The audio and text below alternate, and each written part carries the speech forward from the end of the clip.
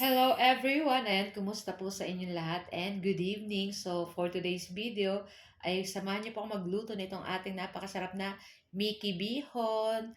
So tara na guys at enjoy watching. Ayan. So meron tayo dito guys, syempre meron tayong pork.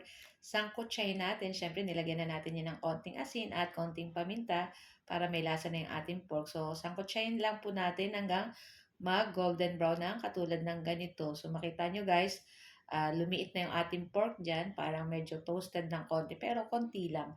At least alam natin na lutong-luto yung ating pork. So medyo marami yung mantika at lumabas din sa taba ng ating pork. So bawasan natin ng mantika. Ayan. So magtira lang tayo ng konti. At pagkatapos pwede na nating igisa dyan yung ating bawang at yung ating sibuyas. And then syempre halu-haluin po natin iyan.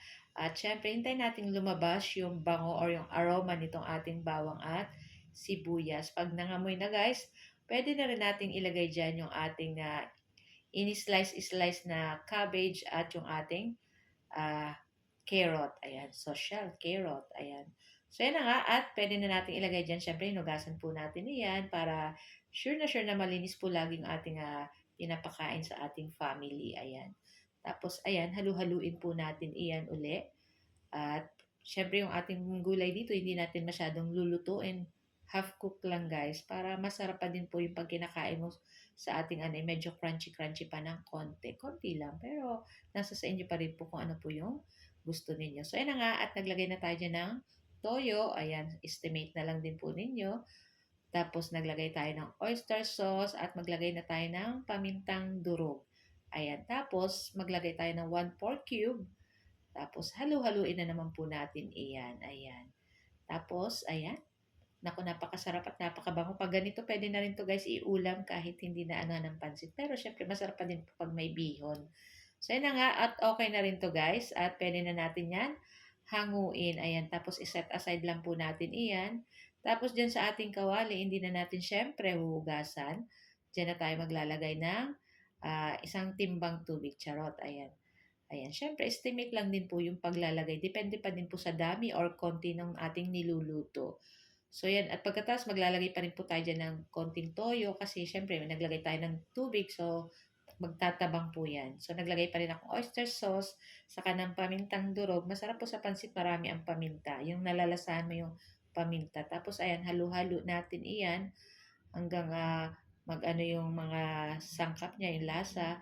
So, tinikman ko guys, medyo matabang pa, kaya nagdagdag ako ng konting asin. At hintayin lang natin guys kumulo. At pag kumulo na, pwede na natin dyan ilagay yung ating bihon. So guys, yung niluto natin bihon guys ay kalahating kilo lang naman to guys.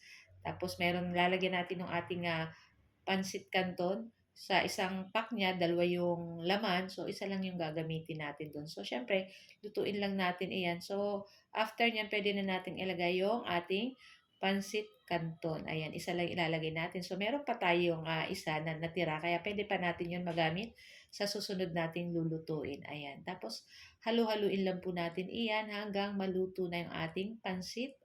Siyempre, pati yung ating bihon. Tapos, ilagay na natin dyan yung ating gulay. Ayan, syempre, ayan, walang humpay, nahalo na naman.